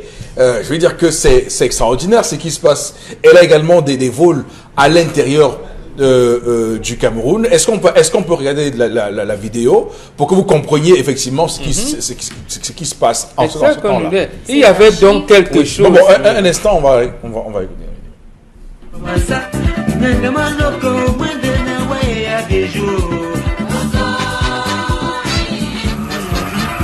Cameroun Airlines a été créé en 1971. C'est dire que nous avons 7 ans d'expérience dans le transport aérien de passagers et de fret. Aujourd'hui, nous desservons régulièrement l'Europe en Boeing 747 Combi, nos principales destinations étant Paris, Rome, Londres, Francfort et Genève. Notre réseau intérieur et africain est desservie en Boeing 737 et certaines destinations intérieures sont desservies en HS748. Notre réseau, notre programme ont été particulièrement étudiés pour garantir à tous, hommes d'affaires ou touristes, les meilleures correspondances internationales.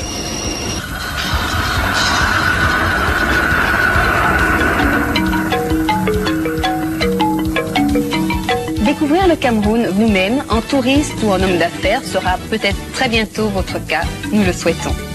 Pour en savoir davantage sur les facilités d'accueil et de séjour, informez-vous auprès de l'ambassade de la République du Cameroun dans votre capitale ou auprès de nos consulats.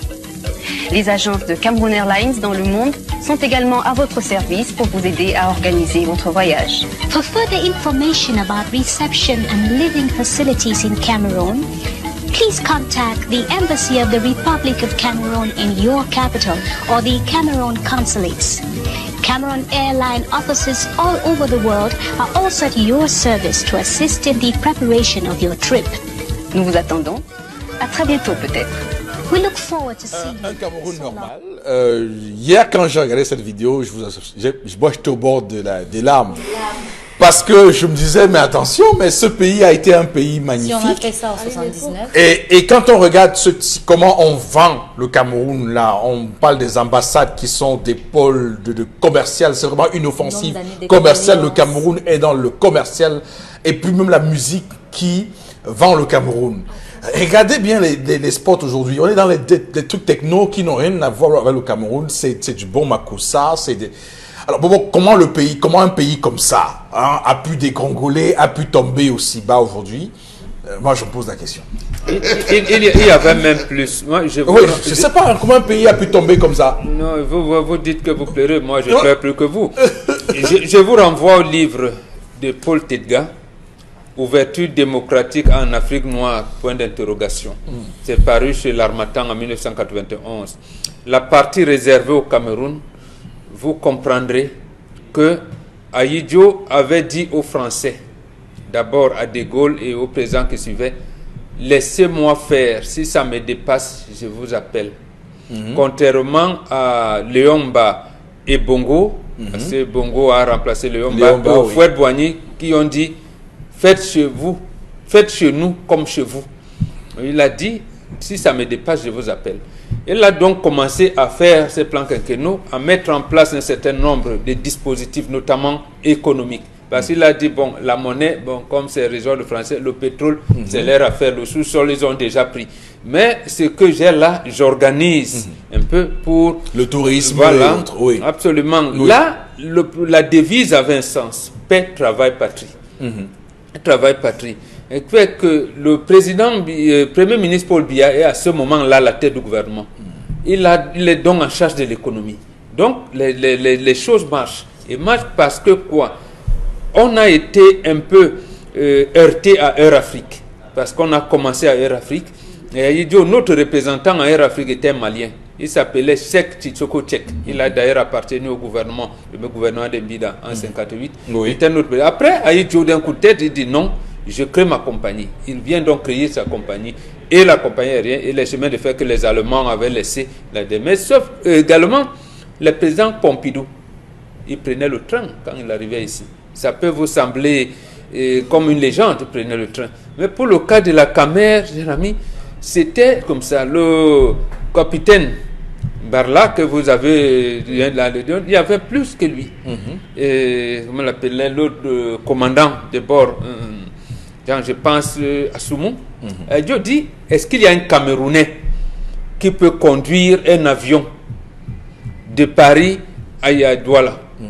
On lui dit, mais il y en a qui peuvent même prendre l'avion de Washington, de New York, au Cameroun. Il dit, mais cherchez-le moi. On est allé chercher le commandant Amougou. Et Samuel Bois, secrétaire général à la présidence de la République, Angola Camer. Et là, on a fait l'avion, le gars vient.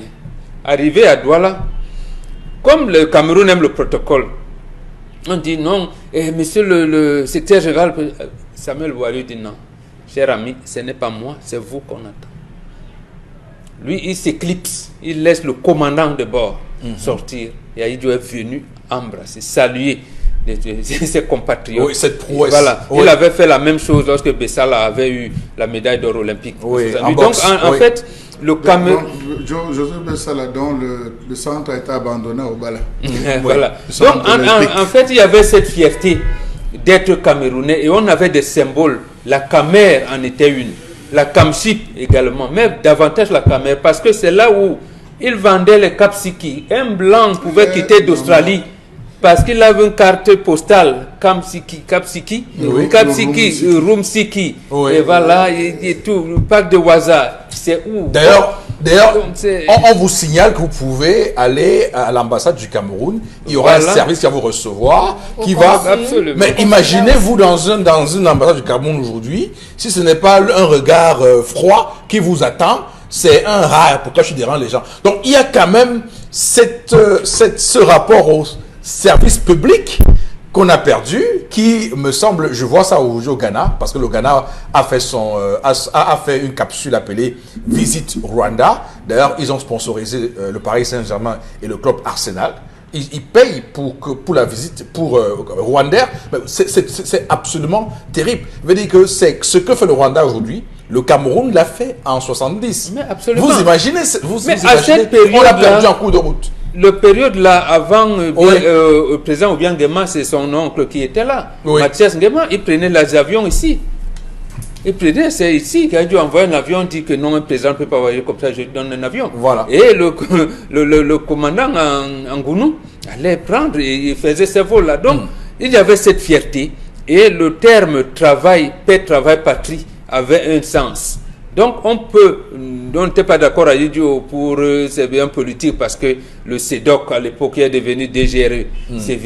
On pouvait monter ton épouse pour t'espionner si tu veux créer un parti politique ou si tu vas dessus. Mais en dehors de ça, le reste, il y avait, j'allais dire, un amour pour son pays. Oui. Et tout le monde voulait avoir. Et il y avait d'ailleurs ici au Cameroun, tous les mois de juin, un match de football des Africains de France.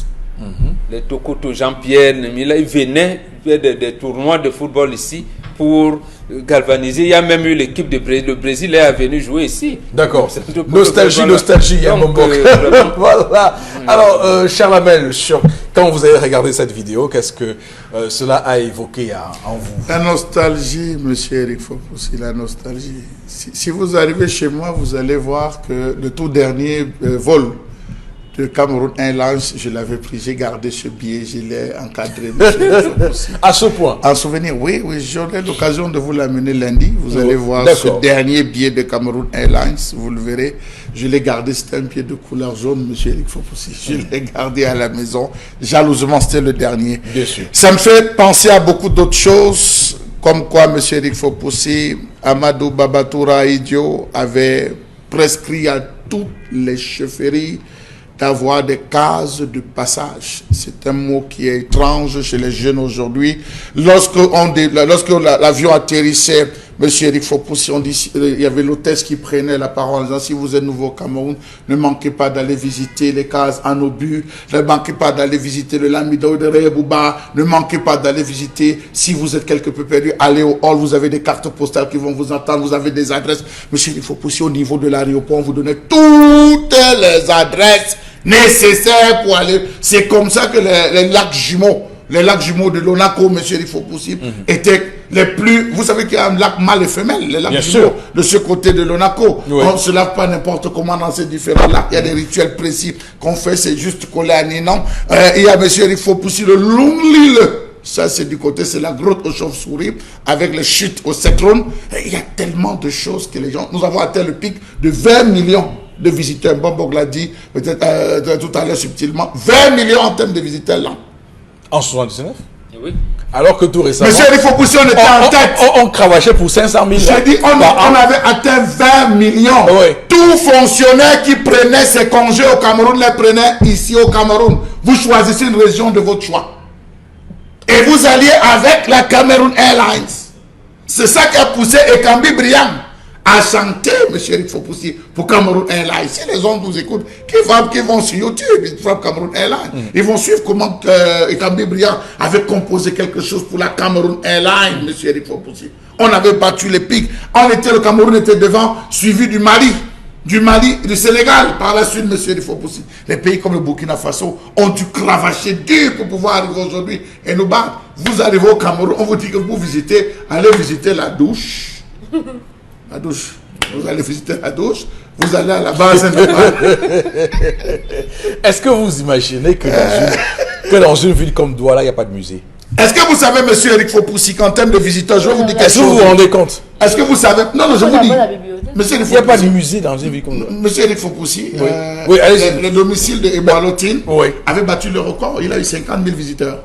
Il habitait à la rue des Pavés d'Eido. Tous ceux qui arrivaient voulaient rencontrer celui-là. Permettez-moi l'expression, je n'ai peut-être pas envie, je respecte la mémoire. Celui-là qui a pu côtoyer, cet artiste qui a pu côtoyer les chefs d'État, qui vivait dans un studio à la rue des Pavés à Deido.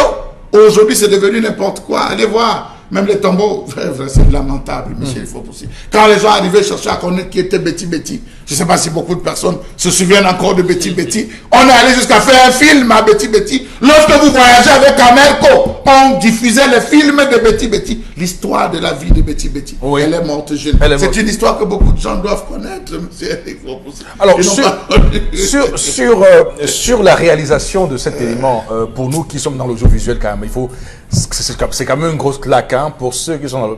En 1979, regardez ce qu'on faisait, et regardez ce qu'on mettait en avant, la musique camerounaise. Absolument. Comparez ça à comment est-ce qu'on nous monte les spots aujourd'hui. Regardez comment ça se passe aujourd'hui. C'est complètement décalé. Un journal qui Oui, s'appelait oui. Diabama. Oui. Oui, Diabama, Diabama. Tout à fait. Voilà. Un journal qui s'appelait Diabama et Oui, qui oui. était en français et en anglais. Donc, tous les articles étaient rédigés D'accord. en anglais. Et donc, à l'époque, le tourisme n'avait même pas de ministère, c'était une direction. Donc, voilà. Que voulez-vous dire? De vous à moi, Après, tout un ministère pour ne rien faire. on crée des ministères dessus pour soi-disant développer le tourisme. C'est là où le tourisme meurt. Alors, attendez, c'est pas possible. Monsieur Erik Fopoussi, il y avait une parade qui battait tous les records. Cette parade, c'était, je pense que c'était la Fantasia. Lorsqu'on a les Fantasia qu'on organisait au Nord, tous les peuples, les populations se rassemblent. Est-ce que vous savez, monsieur Erik Fopoussi, que ce régime a tué l'une des parties les plus importantes qui faisait vivre le tourisme, la civilisation Sao? Vous savez que les Massa aujourd'hui, tout le bec de la zone du bec de Canard, tous les Blancs qui arrivaient allaient visiter cette civilisation, la civilisation Sao, ce qu'on appelle les Massa aujourd'hui. Oui. Ils ont Il y avait un aéroport à Yagoua. il y avait ce qu'on appelle le Gourna Massa, qui se faisait avec toutes les populations et du Tchad et tout qui traversait pour venir danser, monsieur Erik Fopoussi. Les Blancs ne rataient jamais cela. C'était l'occasion, les plus bons chevaux, les plus belles espèces, monsieur Erik Fopoussi. Et je vous rappelle que lorsque les gens des jeux là sont arrivés, ils ont commencé par les hippodromes là-bas, histoire de prendre ces différentes espèces qui remontent à des époques. C'est très loin, monsieur Erik Fopoussi. Okay. C'est trop loin. C'est trop loin. C'est glorieux, ça fait réfléchir Ça ne vit que dans sur nos l'état du Cameroun actuellement. Dominique Audrey, qu'est-ce que vous avez ressenti suite à cette vidéo qui a été partagée de manière exponentielle hier? Oui, extrêmement virale cette vidéo. De la hier. douleur, Oui. de l'amertume. Parce qu'aujourd'hui, comparé à 1971-79, le Cameroun ressemble à une orange qu'on a fini de sucer. Absolument, absolument. Oui. Et maintenant, c'est bon pour la poubelle. C'est C'est bon pour la casse. Parce qu'à cette époque-là, il y avait plein de jus. Et aujourd'hui, on a des gens qui ils nous appuient. Ils appuient, ils nous pressent. Et il ne reste plus rien. Et il n'y avait pas des agressions, Même pas. comme je le vois aussi. Quand quelqu'un montait un quartier, Même lorsqu'on accompagnait quelqu'un à l'aéroport, il y avait tout un hall. Vous montez les escaliers, vous restez debout, vous ne voyez pas entrer. Aujourd'hui, on vous refuse de même Quand vous m'avez dit ici que à cette époque d'Aïdjo, les gens faisaient des rafles, prenaient des délinquants pour aller les reconvertir dans le secteur agricole, ça suffisait pour qu'il n'y ait pas d'agression. Hein? Ça suffisait à réduire à lui tout seul. Et aujourd'hui, à quoi ressemble Camerco? Oui. Il y a des avions. On a même déjà vu un seul pilote. Une hôtesse nous a déjà parlé. Non. Non. Chaque fois, les faits Vraiment, campagnes. nous alimentions la ligne d'Addis Abeba. Éthiopie, il ne pouvait pas parler d'avion. Aujourd'hui, Éthiopie Mais a c'est 200. À 200 avions. On va parler ici Bon, on aura parlé ici tout à l'heure du président guinéen qui venait au Cameroun pour pouvoir voyager Mathias, à l'étranger. Mais aujourd'hui, la Guinée nous a prêté 2 avions. Je pense qu'ils ont déjà réclamé leurs avions jusqu'on a remis. Avec Seiba, oui, vous avez raison. On a remis leurs avions. Je pense, monsieur Eric Fopoussi, C'est que honteux. pour parler, pour être un peu plus sérieux, il faut remonter jusqu'à Dakaï Kamga. Ouais, ouais. On parle de Dakaï Kamga, on commence à purger de lui. Jusqu'à aujourd'hui, vous allez vous rendre compte que beaucoup de premiers ministres qui sont passés, ils connaissent des choses sur cette chute de la Camer. Je le dis à Mondovision, il faut qu'on remonte à Dakaï Kamga. C'est vrai qu'il ne vit plus. Qu'on remonte, qu'on commence à fouiller à partir de cette époque. Non, je ne veux pas qu'on fasse une fixation sur Camer parce que... Non, mais... Non, il en faut. C'est vous Il qui en avez faut, monsieur raison. Eric Fopoussi. Il en faut. Non, lorsque Ahidjo quitte le pouvoir, parmi les choses qu'il a dites au président Biya, Oui. il le fait, c'est une révélation. Il lui a dit, les Chinois ne sont pas nos ennemis. Dans la crise dans le nord-ouest sud-ouest, faites confiance davantage aux gars du nord-ouest. La Camer, faut qu'elle vive. Donc quand vous le mettez, peut-être vous ne le saviez pas. Donc moi, ça me revient à l'esprit. Oui. C'est pour ça qu'il faut que la Camer vive. Bon, voilà, ça c'est compris. Hein. Bon, maintenant, la question existentielle que j'aimerais qu'on se pose après cette séquence nostalgique, qu'est-ce qui s'est donc passé dans ce pays? À partir de quel moment on a commencé à dégringoler? 82. À partir de quel moment le Cameroun est devenu, comme il est, un champ de ruines? À partir de 1983. Le président, à février 83, pour être bien vraiment dans le titre, Oui. le président Ahidjo est en bisbille avec son successeur constitutionnel, le président Paul Biya. Il n'arrive pas à s'accorder sur la feuille de route qu'il lui a laissée. Le président Biya, apparemment, il ne prend pas encore de... Ça a même embarrassé l'éditorialiste de Cameroun Tribune à l'époque, à son nom Henri Bandolo, Oui. qui fait des éditoriaux contradictoires en l'espace d'un mois. Bon, d'accord. Donc, le président commence et Mitterrand, c'est que Ahidjo a laissé le livre de Paul Telga dont je vous ai fait allusion tout à l'heure, Ouverture démocratique en Afrique noire, point d'interrogation. Le cas du Cameroun, on a remarqué qu'Ahidjo avait laissé 900 milliards dans un compte en Suisse. J'ai dit bien, lisez ce livre de Paul Telga, 900 milliards. Le libellé du compte, c'était présidence de la République du Cameroun. Donc, c'était l'argent réservé. Pour les générations futures, on ne touche pas. Mitterrand voit cet argent, il estime qu'il faut dilapider cet argent. Et il fallait maintenant amener le Cameroun dans la banqueroute, puisque la France est toujours en crise. Mitterrand, c'est voilà où commence la dégringolade. Et le président Paul Biya, on est obligé de le dire, il fabrique un coup d'État qui n'a jamais existé. Ces propos ne sont pas de moi, mais c'est d'un ancien commissaire de police qui a dirigé les renseignements généraux, il s'appelle Pierre Ella. Il a écrit un livre, Le Calice et le Glaive, paru ici aux éditions Veritas. Il dit, le coup d'État de 1983 n'a jamais existé, c'était une invention. C'est là où le Cameroun a commencé à dégringoler. On dit, les 2 gardes de corps d'Ahidjo ont tenté d'assassiner le président Paul Biya le dimanche 20 août 1983 lors de la finale Canon-Union. L'heure de cette finale, j'y étais. C'est là où la révélation, j'étais un bout Émile. Malgré le paludisme qu'il a fait, il a quand même stoppé Théophile Abega. Mais bon, il est sorti. Le Canon a battu Union de Douala 3-2, alors que Union menait 2-0. Et ça, vous vous en rappelez? Attendez. Donc, mais voilà. Absolument. Ouais. Le 22, le président fait un discours où il dit tentative d'assassinat. Tout le monde débat. C'est là où il crée les 10 provinces. C'était 7 provinces, il les porte à 10. Donc, dans la lecture du communiqué, on commence par l'extrême nord. C'est pour cette raison qu'on vous dit que l'extrême nord est la fille aînée du renouveau.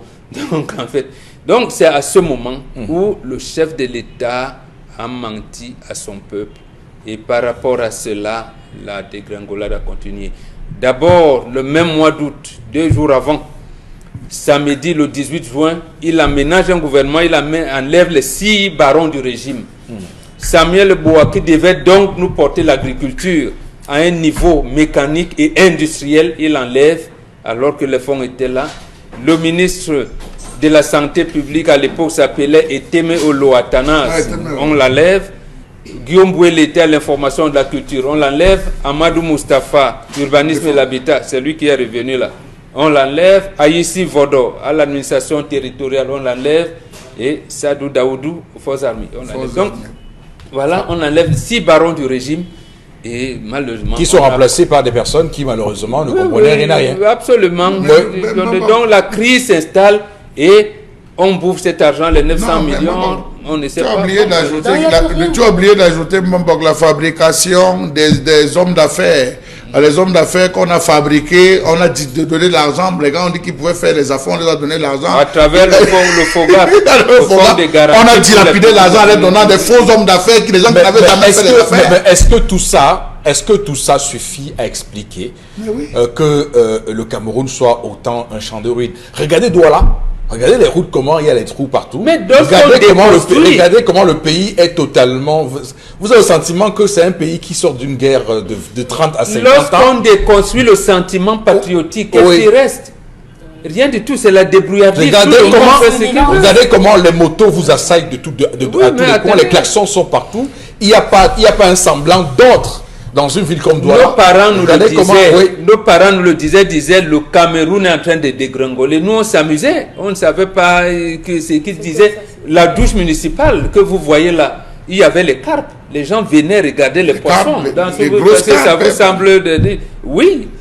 Les carpes, les poissons, la douche municipale, vous voyez à Douala. Oui. Donc, l'endroit là que je connais. Oui, l'endroit que vous connaissez aujourd'hui, on ne pouvait pas vous agresser à la douche. Il faut le dire, nous avons eu plusieurs fois accompagné des étudiants qui venaient de la Guinée-Conakry, qui venaient du Sénégal, qui venaient, c'est comment je veux dire, monsieur, il faut se prosterner devant à la mémoire de Douala, Mangabel, des héros, monsieur, il faut pousser. Ils quittaient parce qu'ils voulaient voir le pays. Et l'OCUS, l'ECJ, le Polytechnique, INJS, l'école des travaux publics, tout ça étaient des écoles internationales. Donc, qu'un Burkinabé ou un Zaïrois, un Gabonais vous disent que je suis de la promotion 79 de l'école nationale supérieure polytechnique, sachez qu'il a été. Il a été. Et ces écoles-là, on avait également à côté une formation militaire. Donc, ils sortaient officiers des réserves, même à l'INJS. Donc, lorsque vous avez donc des enseignants dans les lycées, ils sont en catégorie A1 ou A2. Il sait qu'il peut acheter sa voiture. Il est un officier de réserve. Vous avez le sentiment patriotique qui l'anime. Le professeur DPS que vous avez, il a fait une formation militaire. L'ingénieur de travaux publics, il a fait une formation militaire. Celui de l'homme, le Maman Fouda, que vous voyez de la première promotion, ils ont fait des formations militaires. C'est des officiers de réserve. Il y en a plein. Donc, quand ils sortent là, même l'équipe nationale de football, les Roger Mila, vous allez vu, Sinkot Isaac et tout, ils faisaient des formations militaires pour avoir le sentiment national. Il y en a même un qu'on appelé Beretta Mungam Dagobert. Il est même resté dans l'armée pendant longtemps avant de démissionner par la suite. Donc, il y avait ce sentiment de construction nationale. Et puis même, il y avait des colonies de vacances qui étaient organisées au niveau de l'administration où vous rassemblez les enfants, on les amenait à l'extrême nord. Ils allaient vivre dans les cases à obus, ils allaient au habitat de Rebouba, ils allaient discuter, ils alors que c'était un seul province, on l'appelait province du Nord. C'était développé partout. On rassemblait tous ces enfants. L'enfant en revenant dit, je sais comment vivent les Bamileke, ils vivent sur des montagnes, je sais comment vivent les gens du Nord, ils vivent dans la savane, dans la plaine. L'enfant vous racontait. Et lorsqu'il allait faire des devoirs, des très beaux devoirs, on avait du génie, monsieur Rifo-Poussi. Aujourd'hui, le premier modèle que vous posez en Cameroun, je vais être Feynman. Comme qui? Comme Donatien Kouagné. Comme qui? Comme tel, parce qu'il a été reçu dans les plus hautes sphères. On a perdu. Malheureusement. Nous Ballet national, on dansait. Les Ali Baba, les Chantal Aïssi. Quand vous avez dansé tout. D'abord, elle chante dans toutes les langues du Cameroun. Elle danse presque toutes les langues du Cameroun. Mais est-ce qu'on peut dire que la circonstance atténuante a été qu'il n'y a pas eu autant d'argent dans la période Aïdjo que dans la période Biya? Aïdjo a laissé l'argent. Je vous ai parlé de 900 milliards dans un compte. Cet argent est parti où? On ne sait pas. Le pétrole a continué à couler. D'abord, Samuel Leboa nous a dit que l'axe lourd, la nationale numéro 3, a été détourné. Donc ce projet n'est pas allé, devait avoir deux sens. La route devait avoir deux sens. Donc ça a été détourné. Ça veut dire qu'en fait, il y a eu plus d'argent. La preuve, lorsque le chef de l'État actuel lance le 14 août 1986, le 6e plan quinquennal, lui-même il dit qu'il a beaucoup d'argent. Il ne va pas au FMI. Que se passe-t-il alors? Voilà, mais attendez, il dit qu'il y a eu crise économique. D'accord. En tout cas, c'est un Cameroun que nous avons aujourd'hui, que nous vivons aujourd'hui. C'est quand même assez compliqué de voir comment nous sommes autant tombés en disgrâce et comment on a tant reculé. Voilà. Donc, on est aujourd'hui à savoir, on ne peut pas trouver les héros. Voilà. On ne peut pas trouver 200 francs. Vous avez avez proposé le taxi 300, vous avez 500, on ne peut pas vous rembourser. D'accord.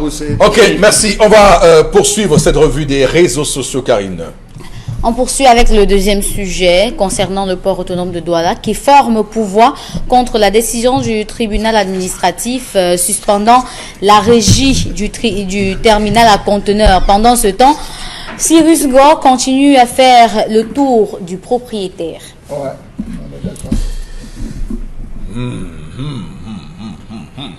Alors, bon, c'est un dossier, un enjeu très compliqué. Oui, non. Voilà. Le port dans tous les pays du monde est un secteur économique névralgique et stratégique.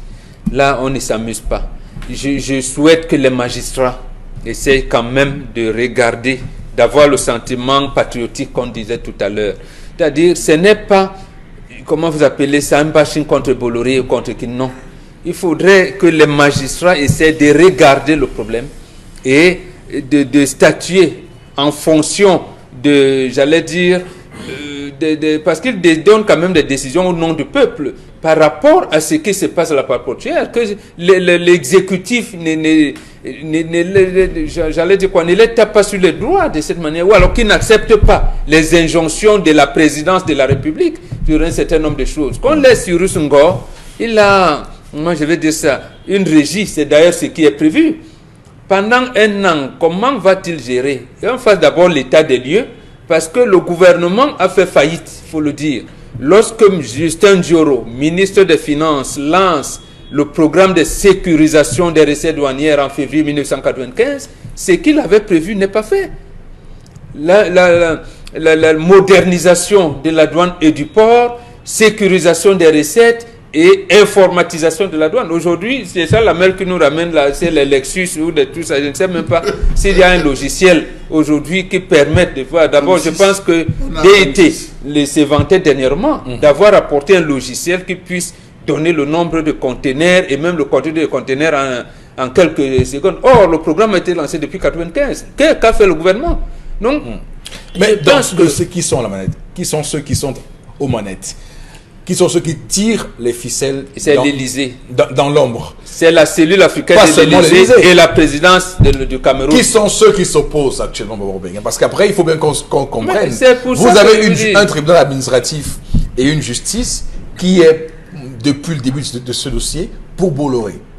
Connaissant évidemment les enjeux de justice au Cameroun et comment tout cela se gère, avec le ministre Laurent Esso qui est le patron de la justice.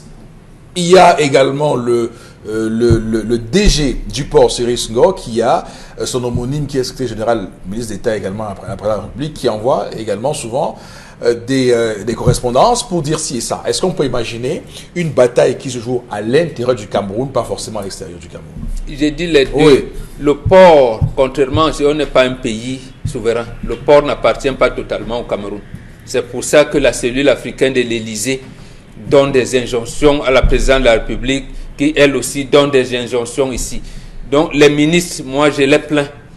Je ne suis pas sûr que le ministre Laurent Esso, vous savez que je vais porter plainte contre eux par rapport à votre code pénal là, qui dit qu'on doit emprisonner le père et épouser sa fille. C'est lui qui a apporté ça dans le tout. Donc je pense que non, n'est pas. La justice ne veut pas prendre son pouvoir. Il ne veut pas prendre son pouvoir. C'est là le problème. Donc les enjeux entre l'Élysée et Etoudi font en sorte que les autres qui sont là, ils se battent. Bon, il y en a, c'est vrai, ils savent que je peux grouper quelques héros ici, l'autre vise les héros. Mais c'est pas ça, c'est pas ça qui est un problème.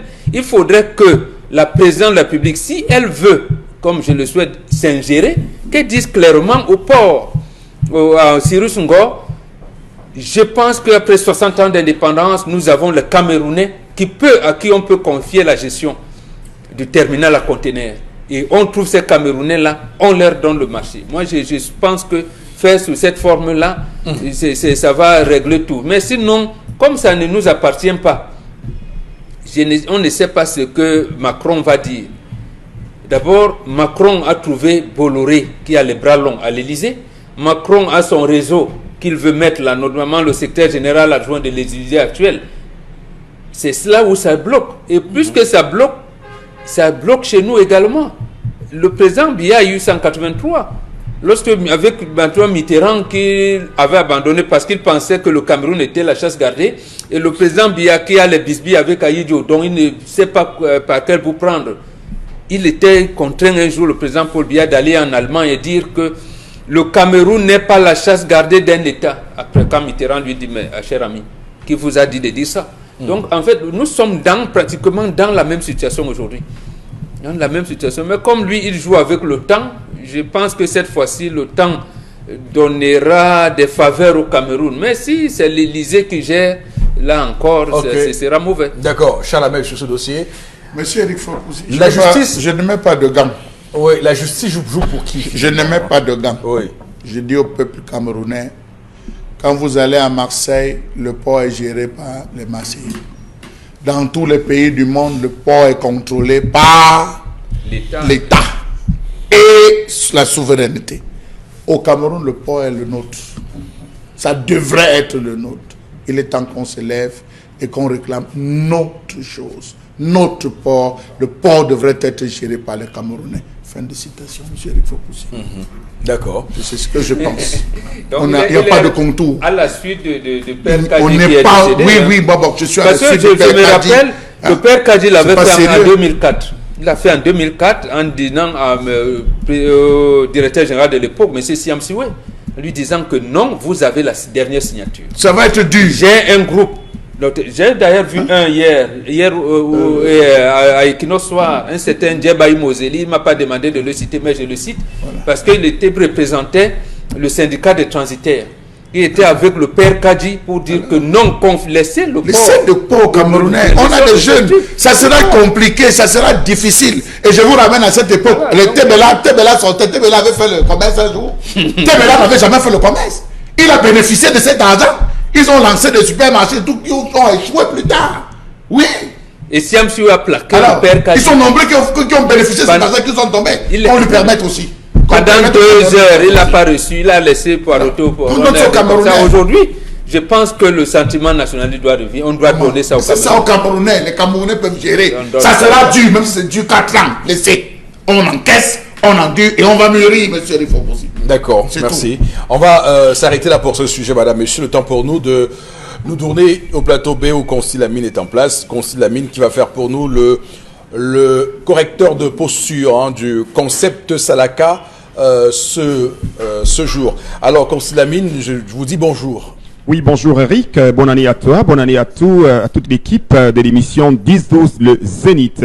Alors, le concept Salaka s'installe encore ce vendredi 3 janvier 2020 pour parler encore des magasins 1001 tapis, avec bien entendu l'un des produits commercialisés dans ce magasin. Je rappelle que le magasin 1001 tapis est situé en plein cœur d'Aqua, en face du palais d'Ika, et les promotions se poursuivent tous les jours de lundi à samedi. Alors, à l'instant, il est question de présenter le correcteur de posture. Il est question de présenter cet accessoire qui vient apporter un soulagement à tous ceux qui ont les problèmes de douleur au niveau des épaules. Le correcteur de posture qui est donc en présentation facile et intégrale ce matin est un accessoire qui se porte comme une jaquette. On peut d'ailleurs le ressentir, on peut d'ailleurs l'apercevoir à travers l'écran. Le correcteur de posture vient tout droit des États-Unis d'Amérique, ce qui montre l'authenticité et l'originalité de ce correcteur de posture. Oui, il permet, comme je l'ai si bien dit,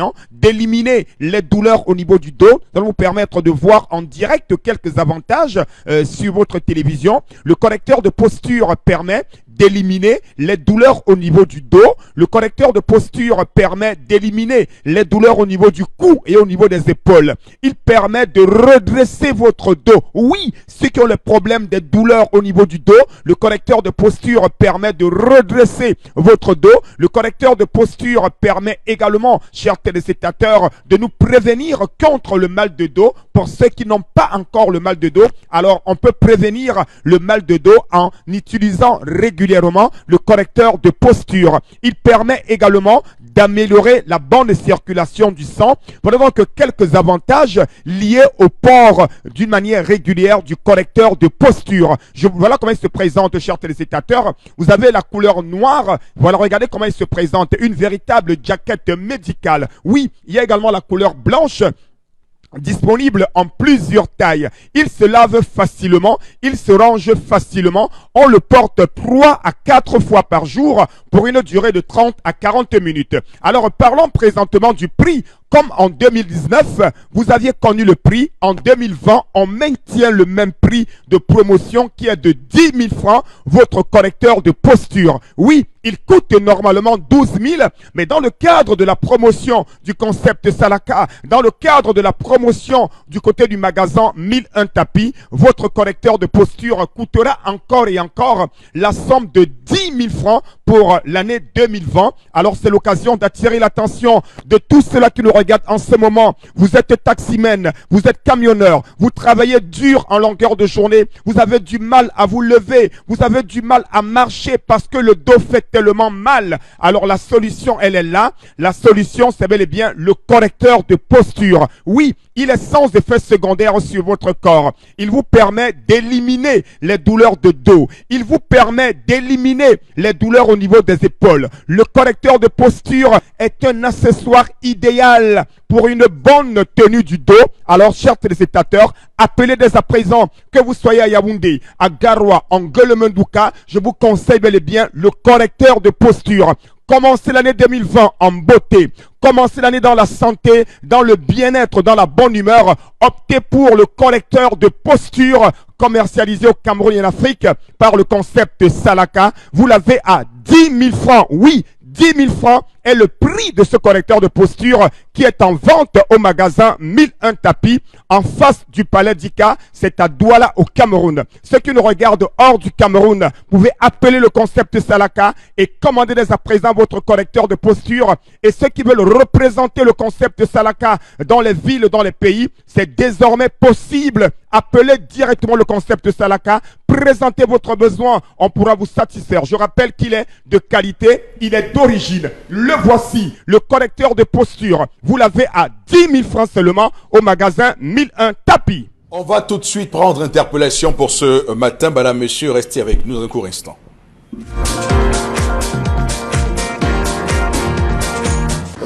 Pour un bon développement du Cameroun, il faudrait que c'est la paix. Il faut qu'avec la paix, on peut tout construire. Avec la paix, on peut tout faire. Parce que le Cameroun est un et indivisible.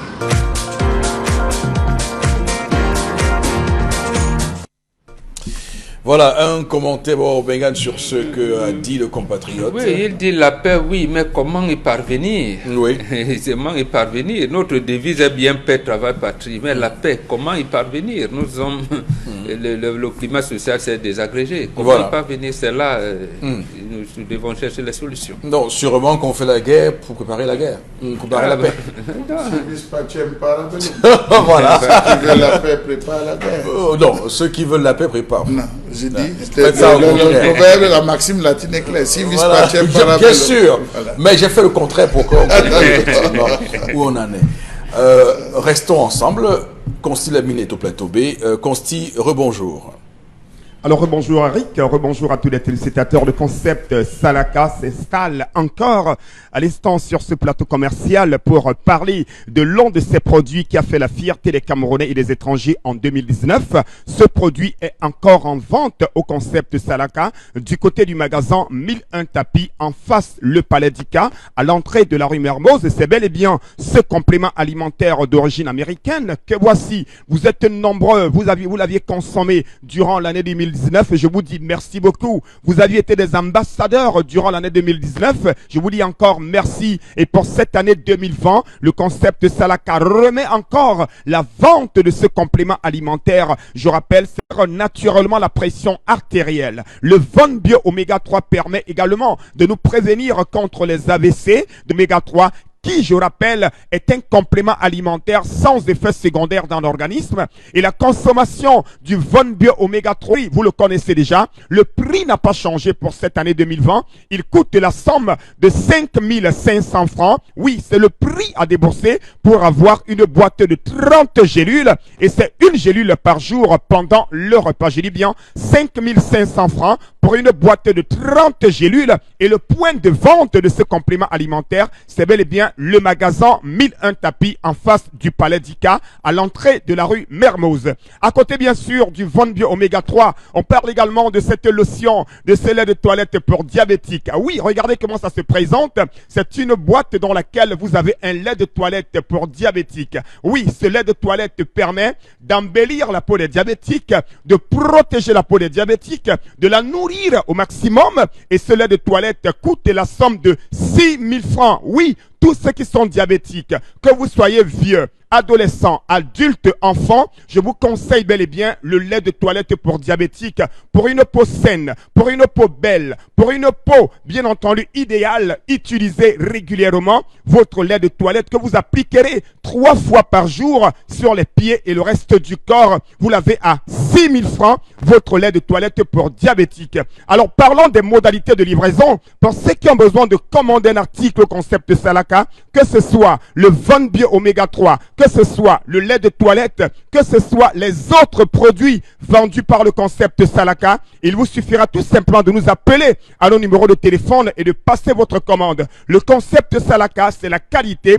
c'est la crédibilité et c'est surtout le respect de sa clientèle. Et tout ceci arrosé avec des prix les plus bas sur le marché camerounais. Alors, n'hésitez surtout pas. Nous allons tout de suite conclure la vente de ce matin par la présentation, une fois de plus, en 2020, de la pommade contre les hémorroïdes. Vous aviez été nombreux à l'acheter en 2019. Vous aviez été nombreux à retrouver le sourire. Alors, le concept Salaka remet encore la pommade contre les hémorroïdes. Question d'attirer l'attention de tous ceux-là qui en souffrent et de tous ceux-là qui connaissent ceux qui en souffrent. Venez au magasin 1001 tapis, appelez le concept Salaka et commandez dès à présent la pommade contre les hémorroïdes. Merci et surtout bonne et heureuse année à tous les clients du concept Salaka. Ne l'oubliez pas, 2020 c'est votre année. 2020 c'est l'année qui vous permettra d'acheter et encore la qualité au concept Salaka. Merci beaucoup. Voilà. Constilamine. Alors, Karine, on va lire quelques messages seulement parce qu'il y a beaucoup de messages. On ne pourra pas tous les lire, mais on va prendre quelques-uns des messages. Natacha Meke sur la page Facebook. Vous avez parlé du Cameroun dans les années 70. J'en ai l'eau dans la bouche tellement des beaux souvenirs et de la manière dont vous en parlez nous fait regretter cette période. Elle aimerait qu'on lui conte l'histoire de Betty Betty un de ces jours. Alors, un autre message. La misère a eu raison de nos braves soldats. Ceci est vraiment malheureux. La discipline et rigueur apparaissent aujourd'hui comme une denrée rare au sein de notre armée. Néanmoins, j'ai espoir que dans un sursaut d'orgueil, nos dirigeants ramèneront un peu plus de rigueur afin que les événements de New Bell ne se reproduisent pas. Concernant la diaspora se plaint tous les jours de l'abus de pouvoir et des injustices dont nos frères restés sont victimes. Ce compatriotes au bras long ternit l'image de la diaspora travailleuse. Je tiens à dire que ce genre d'individu ne représente pas la diaspora. Avoir un peu d'argent ne doit aucunement permettre d'oppresser nos frères du pays. C'est inadmissible. Les vrais gars de la diaspora se cachent et sont discrets tout en travaillant pour le Cameroun. Conseil aux propriétaires, notre pays a très mal. Je te conseille de remettre l'argent et de continuer ta vie. C'est toi qui sortiras plus fort car tu as renoncé à un conflit. Il faut à l'avenir utiliser des reçus avec numéro afin d'éviter ce genre de problème. C'est un message de Yannick Tino. Il ne faut pas être lâche. C'est être un homme aussi. L'histoire du jour me semble cacher une bonne ruse du genre après remboursement sans reçu, il reviendra avec le reçu plus tard pour réclamer légalement. Alors c'est impératif qu'il ait une décharge. En attendant, c'est un message de Justo Feutas qui nous a écrit sur la page. D'accord. Ils peuvent le faire devant une autorité aussi. Peut-être un commissariat. Parce qu'en attendant, ce sont les millions qui perdent tous les jours. Hein. Un autre message. Le Cameroun d'aujourd'hui, c'est le Comedy Club. Tout le monde nous rit au nez avec notre bouche qui bavarde beaucoup. un Oui. autre message. C'est vrai, même les Ivoiriens qui ne nous valent Les Tchadiens, rien les du tout, Centrafricains. Qui ne nous valait. qui ne nous valaient En 1960. qui ne nous valaient en rien du tout. Voilà. Merci. Et qui nous va même maintenant parce que je pense pas que un Vous n'avez Ivoirien pas d'eau, vous vraiment. n'avez pas d'école. Ouais. Même Mais si- c'est que nous sommes dirigés comme nous sommes dirigés. Non, C'est mais il y a pourquoi trois justement vous voyez ce retard là parce que au moins quand même vous voyez ce que le président Aïdjo a fait à quelque temps. Imaginez alors quand on regarde le président Aïdjo, il n'est pas le président qui est super. plus Je de diplômes. veux dire que voilà, c'est pas imaginez quand des vrais Camerounais prennent le pays. Imaginez ce qu'on ferait. Monsieur Eric De Fopoussi. vrais ont pris, monsieur Foucault. Comment? De vrais. Non, On arrêtez. prie, on a vu la Vous avez des gens réponse. qui sont mariés aux Français, qui ont des visas, qui ont des passeports français, qui ont nous sommes assaillis. Qui nous dirigent. Nous sommes des nous sommes Français. assaillis. Alors merci infiniment sur ce plateau d'avoir été encore là. Ce matin, c'est toujours un plaisir pour nous. C'était une semaine de transition entre 2019 et 2020. On va véritablement lancer 2020 le lundi prochain. Ce sera le 6 janvier. Passez un bon week-end, madame, messieurs. Merci à toutes nos équipes techniques. Surtout que Dieu, et je le dis tous les jours, surtout que Dieu bénisse le Cameroun.